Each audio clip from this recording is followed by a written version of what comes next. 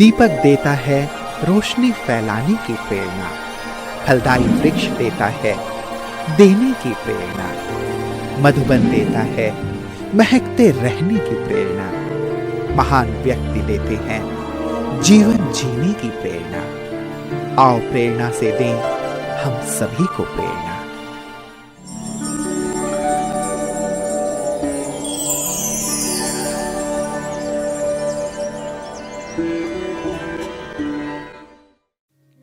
बिस्नाह जम्मू कश्मीर जिले का एक प्रसिद्ध शहर है। बिस्नाह ब्रह्मा कुमारी ईश्वरीय विश्वविद्यालय की मुख्य संचालिका है आशा दीदी जी। आपका जन्म 1972 में बिस्नाह में हुआ। आप बचपन से खेल कूद में विशेष रुचि रखती थी। आप सरलता, सहनशीलता, रमणीकता, मिलनसारिता आदि अनेक गुणों से परिपूर्ण है। आपको मात्र 9 वर्ष की अल्पायु में 1982 में ईश्वरीय ज्ञान की प्राप्ति हुई और 1984 में आपने अव्यक्त बाप दादा से मंगल मिलन मनाया। बाबा एवं दादियों से विशेष वरदान प्राप्त कर 1986 में ईश्वरीय सेवा में संलग्न हो गई। तब से आपने बटाला, हिमाचल प्रदेश, पालमपुर, बैजनाथ आदि स्थानों पर सेवाएं प्रदान कर 2014 से बिस्नाह में स्थायी रूप से अपनी सेवाएं प्रदान कर रहे हैं। दीदी जी के नेतृत्व में 100 से भी अधिक विद्यार्थी अपना जीवन ज्ञान योग से दिव्य और महान बना रहे हैं।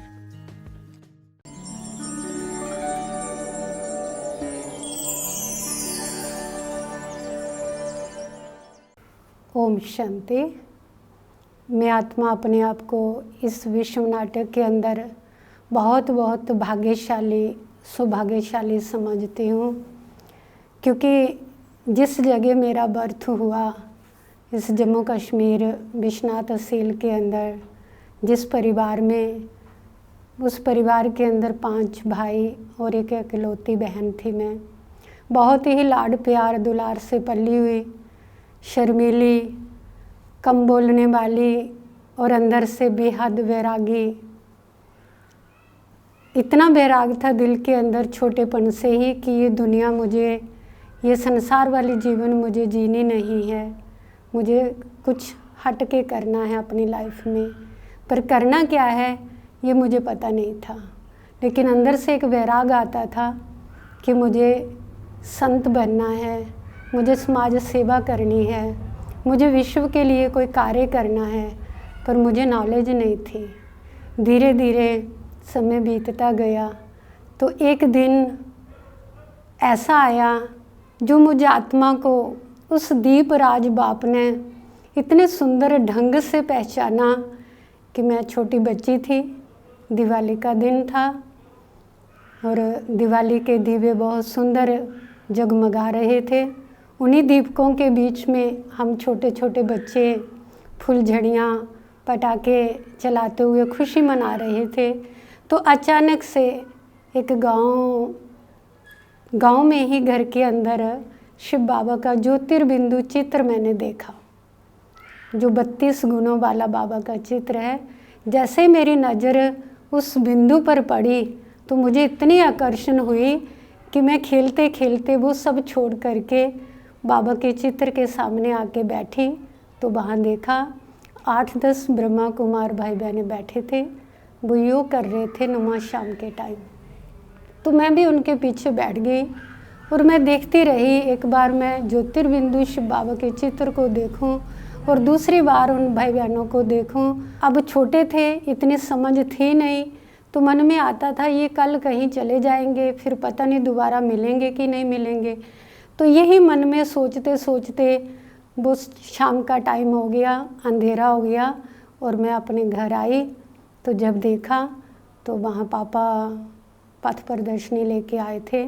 तो जब मैंने उनके हाथ में पथ प्रदर्शनी देखी तो मुझे विश्वास हो गया कि हमारे फादर इनको कहीं ना कहीं ढूंढ ही लेंगे। तो दिवाली के दिन मेरा और लौकिक फादर का यह अलौकिक जन्म हुआ जो हम बाबा के बने।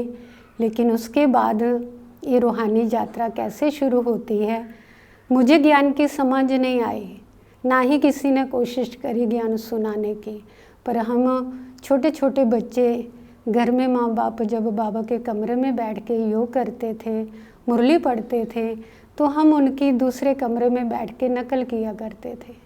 क्योंकि राजपूत फैमिली होने के नाते हम बड़ों के सामने इतना बोलते नहीं थे, शर्माते थे, बात नहीं करते थे। लेकिन अंदर में वो चाह रहती थी कि हमें कुछ ऐसा करना है। पर मैं अपने लौकिक फादर को कह नहीं पाती थी कि मुझे भी आश्रम जाना है, क्योंकि आश्रम घर से 30 किलोमीटर दूर था। और 82 की बात है, दिवाली के दिन जब हम बाबा के बने तो इतनी दूर हम जा नहीं पाते थे। लेकिन मदर, फादर, दादी और लौकिक में चाचा जो थे वो जाते थे वीरवार के वीरवार।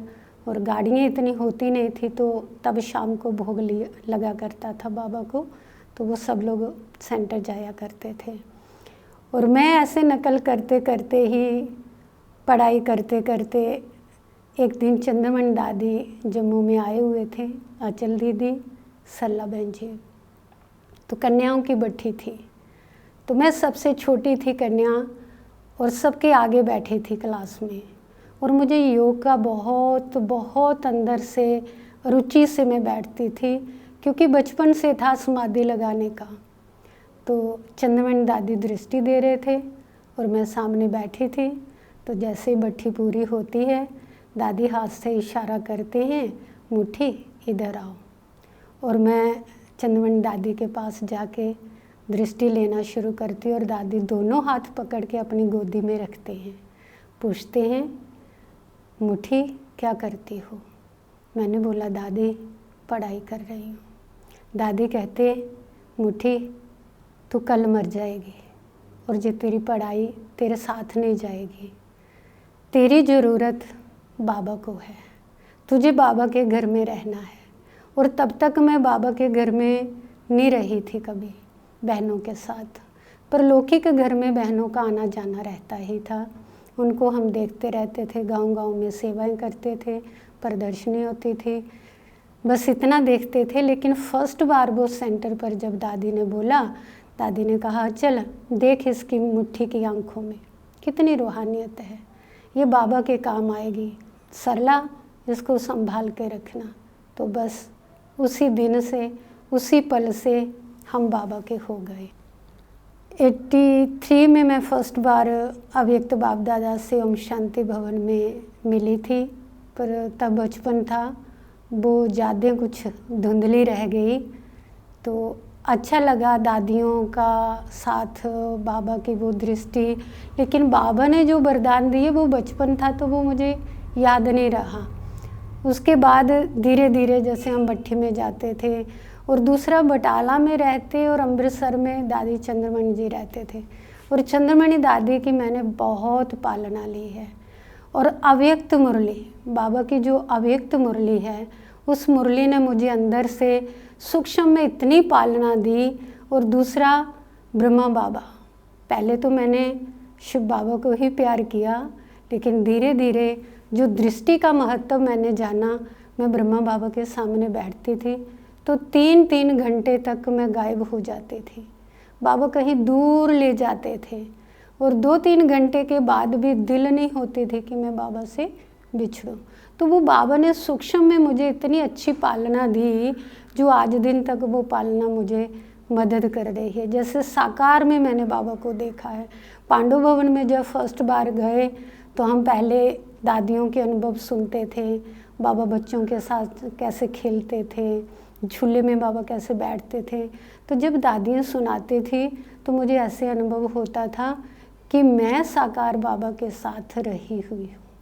मैं भी बाबा के साथ खेलती थी, मैं भी बाबा के साथ झूले में बैठती थी, मैंने भी बाबा की गोदी ली है। वो सुनते हुए मुझे ऐसे अनुभव होता था कि प्रैक्टिकल जैसे मैं वो सारे सीन अनुभव कर रही हूँ कि मैंने वो सब पाया हुआ है। तो चंद्रमणि दादी हमेशा कहते थे कि आशा आप रमणीक भी हो, गंभीर भी हो, तो आप ऐसे लगता है जैसे पिछले जन्म की बिछड़ी हुई ब्रह्मा कुमारी फिर से बाबा के घर आई, क्योंकि मुझे कुछ भी सिखाने के लिए बहनों को मेहनत नहीं करना पड़ी। सरला दीदी हमेशा कहते थे कि ये कुमारी हमें ऐसे मिली कि जो जन्म से ही सब सीखी हुई है। तो बाबा ने पल पल मेरी उंगली पकड़ के चलाया, लेकिन बाबा के घर में काफ़ी लंबा समय तक 94 तक मैंने बचपन का ही अनुभव किया, बड़ेपन का नहीं। मैं तो बच्चा बन कर के ही सेंटर पर रहती थी, क्योंकि छोटेपन में सेंटर पे चले गए थे। जब 94 में बड़े दादी ने बहनों की ट्रांसफ़र करी, तब मेरी ट्रांसफ़र पटियाला में हुई थी। तो तब मुझे सब सेंटर संभालने का बाबा ने जो मौका दिया, वहाँ से अनुभव हुआ कि बड़ापन क्या होता है। तो सेवा करते करते ऐसे लगता था जैसे बाबा उंगली पकड़ के पुचकार दे करके चला रहे हैं। जीवन में कोई भी मुश्किलात का अनुभव नहीं हुआ। बहुत सहज रीति से हमने ये ब्रह्मा कुमारी जीवन अपनाई है। ऐसे है कि जैसे मेरा बचपन और युवावस्था बाबा के घर में ही है। तो बाबा के साथ सेवा करते हुए बाबा ने पल पल अपना अनुभव करवाया कि जब मुझे फीवर हुआ तो मैं डॉक्टर के पास दवाई लेने गई। सेंटर पर कोई नहीं था, सब लोग मधुबन गए थे। तो वो दवाई लेके जब मैं आई तो मुझे दृष्टि का तो बहुत ही महत्व था। बाबा से दृष्टि लेनी, कोई भी चीज़ खानी है तो दृष्टि लेके ही खानी है। तो मैं दवाई को दृष्टि देती थी और फिर दवाई साइड पे रख देती थी और पानी पी लेती थी। और बुखार इतना ज़्यादा था कि मैं रात पर सो नहीं पाई। और एक बाबा का बच्चा डॉक्टर था, उनको मैं बार बार फ़ोन लगाई जा रही थी, बार बार फ़ोन लगाई जा रही थी, क्योंकि वो हमारा एक फैमिली डॉक्टर था।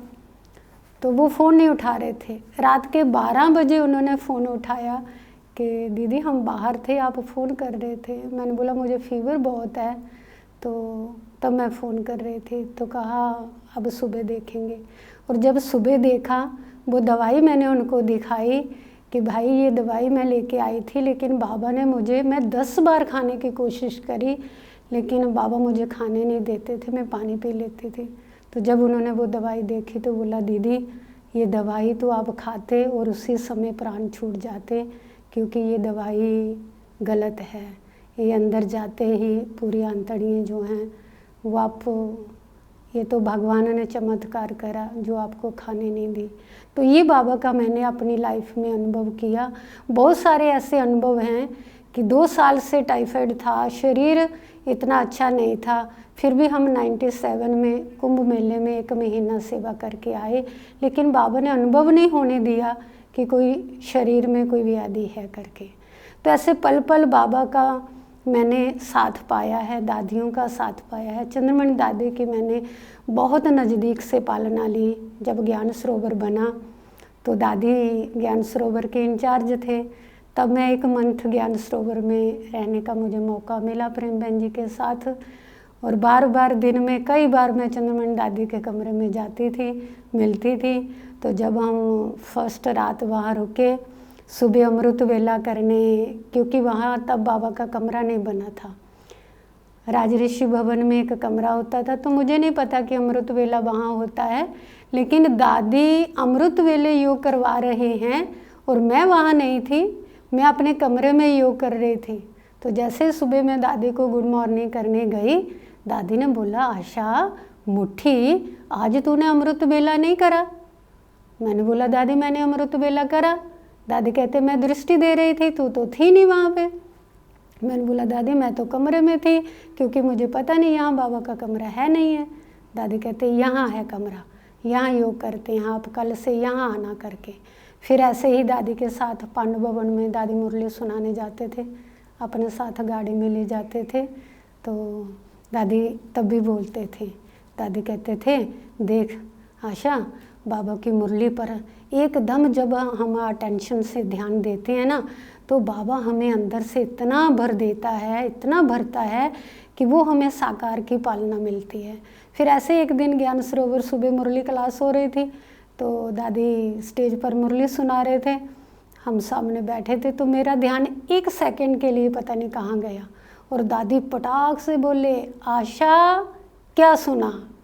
और मैं एकदम से अलर्ट कि बड़ों का हमारे प्रति इतना ध्यान रहता था कि ये छोटे छोटे बच्चे जो हैं ये आगे जा कर के बाबा के यज्ञ की बेहद सेवा करेंगे, विश्व सेवा करेंगे।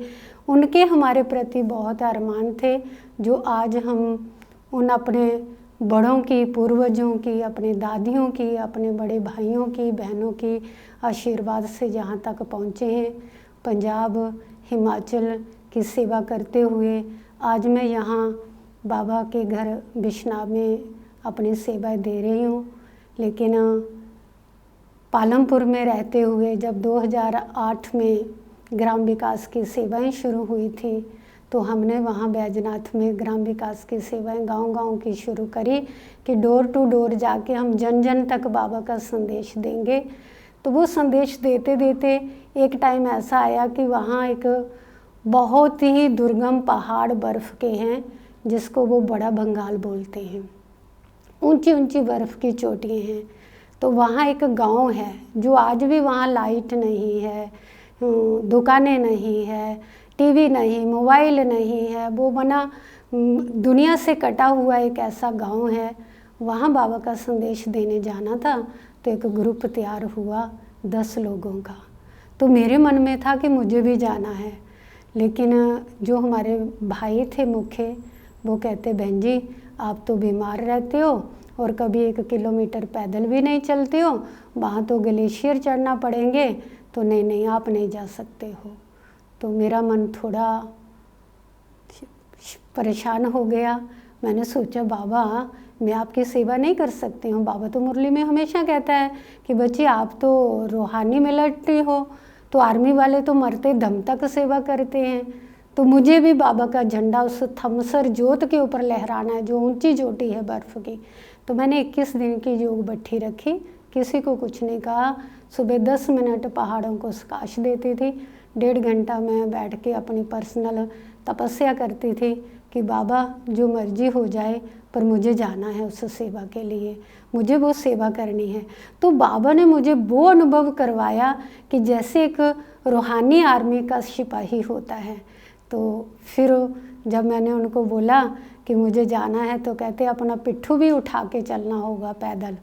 तो मैंने बोला पिट्ठू तो नहीं उठाया जाएगा, पर पैदल चल लूँगी। फिर कहते चलो अच्छा कोई बात नहीं, चलो पर प्रॉब्लम क्रिएट नहीं करना, क्योंकि वहाँ 4 दिन रास्ते में कुछ मिलने वाला नहीं है, कोई गांव नहीं, कोई व्यक्ति नहीं, कोई रास्ता नहीं है। तो बर्फ़ के पहाड़ चढ़ने हैं, तो जैसे भी चढ़ने होंगे देख लेना। तो मैंने वो 21 दिन जो योग भट्ठी करी थी, बाबा को भोग लगा के उसको संपन्न करा था। मैंने बाबा को कहा बाबा आज मैंने आपका झंडा पकड़ा है हाथ में, ये तब छोड़ूंगी जब थमसर जोत के ऊपर चढ़ कर के सबसे पहले ये झंडा मैं आर्मी की तरह लहराऊंगी। जब आर्मी वालों ने ग्लेशियर में वहाँ कारगिल में लहराया, वो जज्बा था एक अंदर। तो हम चल दिए। जैसे जैसे फर्स्ट डे आया, दूसरा दिन आया, तो हमने 3 नाइट जंगल में टेंट में रहे बर्फ़ के बीच में, और मुझे अनुभव ही नहीं हुआ कि मैं कोई पैदल चल रही हूँ।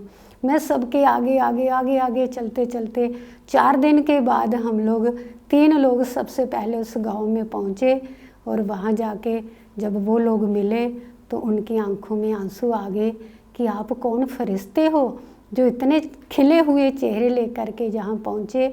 हम लोग तो थक जाते हैं। और जो हमारे भाई थे हमारे साथ, हरनाम भाई जी थे, उन्होंने बोला आशु दीदी आज अगर गवर्नमेंट इनाम दे, उस समय जो फॉरेस्ट मिनिस्टर थे उन्होंने कुछ पौधे वगैरह दिए थे हमें बड़े बंगाल लगाने के लिए, तो कहा अगर फॉरेस्ट मिनिस्टर इनाम देता है तो मैं आपको आगे रखता हूँ, आपको वो इनाम दिलाऊं, आप मुझे अनुभव सुनाओ कि आप ये पहाड़ कैसे चढ़े, आप इसके ऊपर किताब लिखो।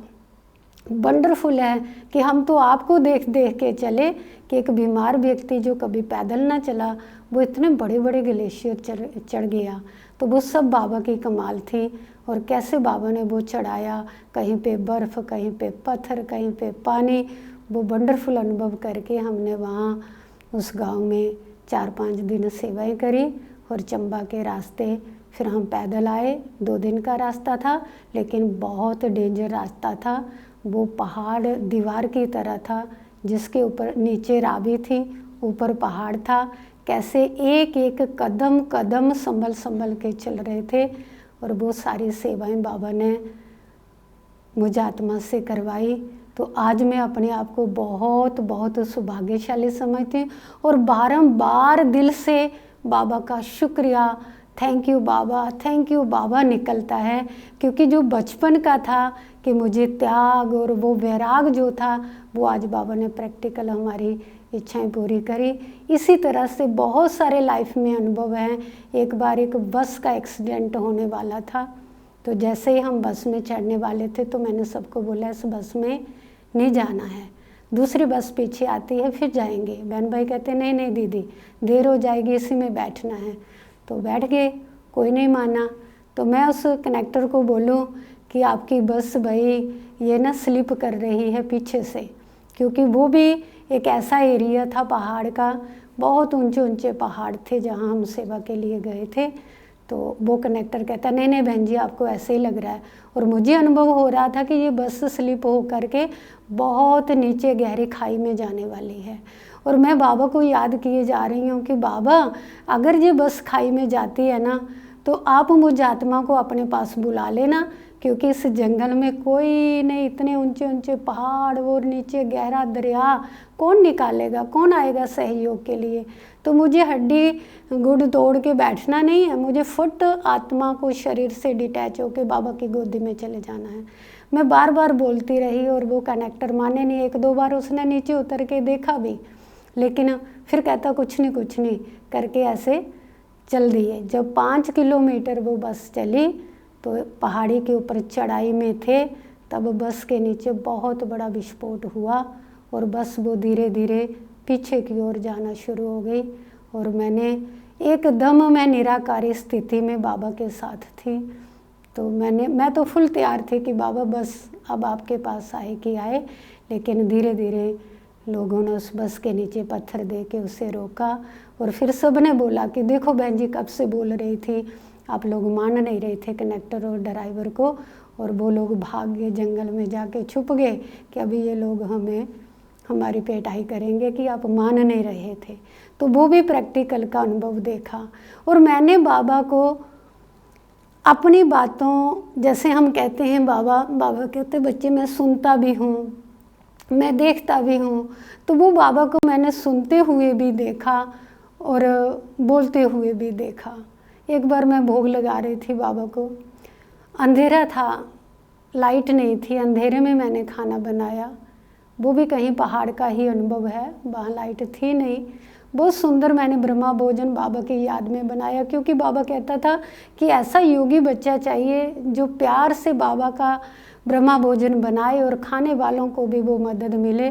तो वो मेरे अंदर रहता था कि मैं भोजन बनाऊं और सब ब्राह्मणों को इतने प्यार से शुद्ध और पवित्र बाबा की याद का भोजन मिले।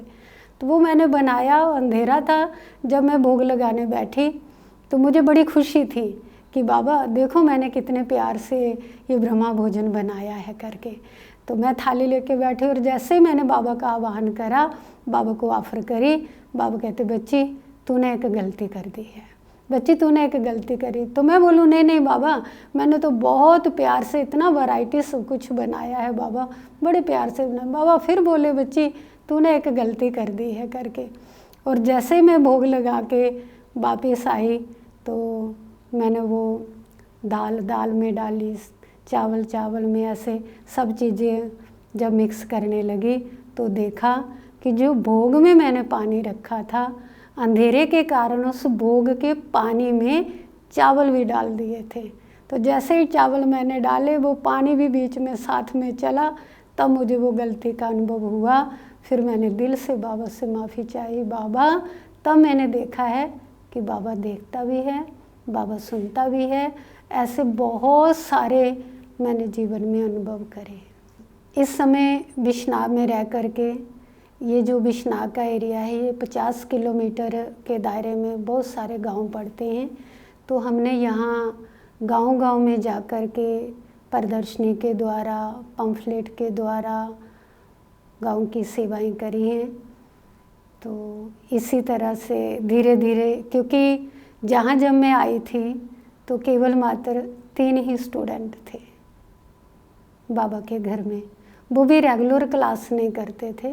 एक ही भाई सुबह आते थे क्लास में और हम बाबा की मुरली सुनाते थे। लेकिन दिल में ये था कि धीरे धीरे बाबा अपने बच्चों को बुला ही लेगा। तो कुछ शरीर भी ढीला होने के कारण इतनी बहुत सारी की भाग दौड़ करके हम सेवा करें वो नहीं था। तो मैंने बाबा को कहा, बाबा आप भेजते रहना, आप जो सेवा करवाओगे मैं आपके घर में बैठी हूँ। तो 1 साल तक मेरे मन में ये आया कि कोई भी नहीं आता था तो मैं बोलती थी ऐसे ही बैठी हूँ। उसी दिन बाबा ने मुरली में स्लोगन के अंदर बोला कि कई बच्चे कहते हैं कोई आता जाता तो है नहीं है, खाली बैठे हैं, सेवा तो है नहीं है, और बाबा कहता है आपका बैठना ही सेवा है। तो मैं संतुष्ट हो गई। मैंने बोला बाबा ठीक है, अगर मेरा बैठना ही सेवा है तो बैठी रहती हूँ, तो बाबा का घर खुला रखती हूँ। तो फिर बाबा ने धीरे धीरे, एक स्टूडेंट आता था उसका लेसन पूरा होता था, फिर दूसरा आता था, फिर तीसरा आता था। ऐसे करते करते आज बाबा के घर में बहुत सारे बाबा के बच्चे आते हैं, अपना भाग्य बनाते हैं, सेवाएं करते हैं। ब्राह्मण जीवन के अंदर मेरी विशेष धारणाएं जो हैं वो पवित्रता के ऊपर, पवित्रता की धारणा, ना सिर्फ ब्रह्मचर्य की धारणा, देखना, सुनना, सोचना, बोलना, ये सब मेरी प्रैक्टिकल धारणाएं रही। और वर्तमान समय में जो मेरा पुरुषार्थ है वो खुद को देख करके, खुद को परिवर्तन करके, एक बाबा जो चाह रहा है विश्व सेवा, जो इस समय वाइब्रेशन की सेवा, शांति का, तो ये मैंने बहुत अनुभव करा है। और ख़ास करके पर्सनल अपने पर ध्यान दे रहे हैं कि जितना हो सके हम पुरुषार्थ करके आगे बढ़ते जाएं।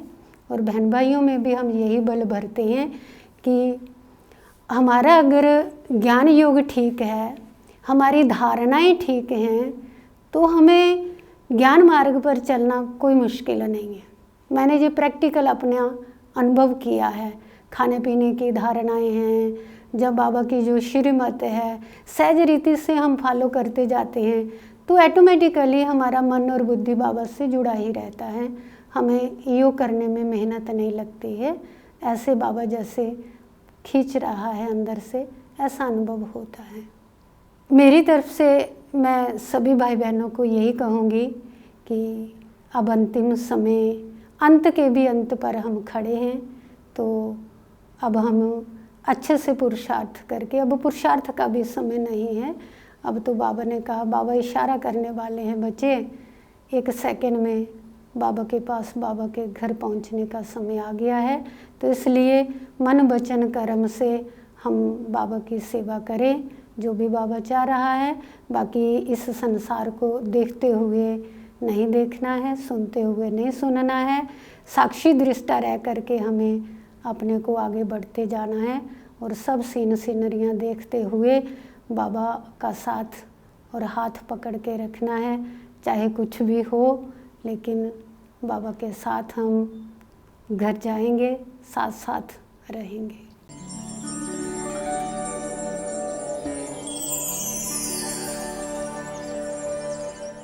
आशा दीदी जो है वो बिल्कुल सच्चाई से, सफाई से दीदी चिर ऋषि की तरह जो है यज्ञ की सेवा करती हैं।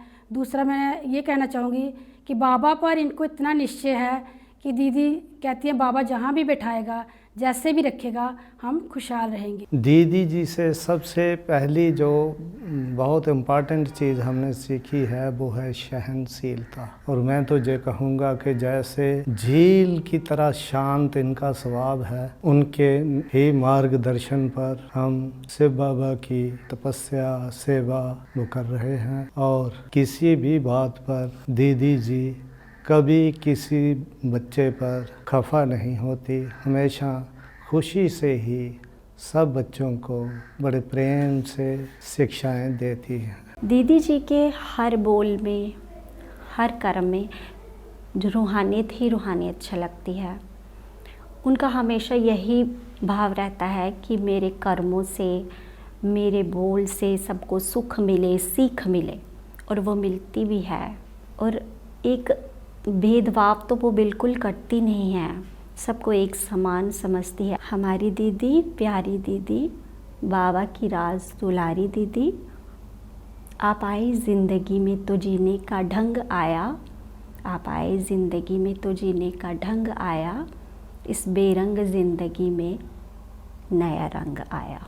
आशा बहन जी मेरी लौकिक बेटी है और ये बचपन से ही ज्ञान में चल पड़े, तो बहुत अच्छे चले। जहाँ भी भेजा वहाँ गए, जैसी भी सेवा बोला बड़ी दीदियों ने ऐसी की, हर एक से मतलब शाबाश चली। आशा बहन से सीखा कि एक तो लगाव कोई नहीं, मोह नहीं, दूसरा लालच बिल्कुल नहीं। दीदी के अंदर मैंने दृढ़ता की विशेषता देखी है और संतुष्टता की विशेषता उनमें देखी है। जैसे बाबा बोलते हैं, कम बोलो, मीठा बोलो और धीरे बोलो। वो बहुत ही शांत हैं और कम बोलते हैं, धीरे बोलते हैं, मीठा बोलते हैं। यही गुण मैंने उनसे धारण किए। दीदी से हमने वैसे ही पालना ली है जैसे मधुबन में दादियों से अन्य भाई बहन वहाँ पे लेते हैं मधुबन में, वैसे दीदी हर बच्चे की पालना वैसे ही करती हैं, ज्ञान और योग से। और जो उनके अंदर एक विशेष गुण हमने देखा है, अनुभव किया है, वो एक संतुष्ट मनी का, जो बाबा कहते हैं कि संतुष्ट मनी होना चाहिए, वो हमने गुण उनमें अनुभव किया है कि वो किसी भी चीज़ की, किसी भी तरह की उनके अंदर कोई डिमांड नहीं है, कोई किसी चीज़ का ये चाहिए वो चाहिए। जो सेंटर पे भाई बहन जो कुछ भी देते हैं वो उसी में संतुष्ट रहती हैं।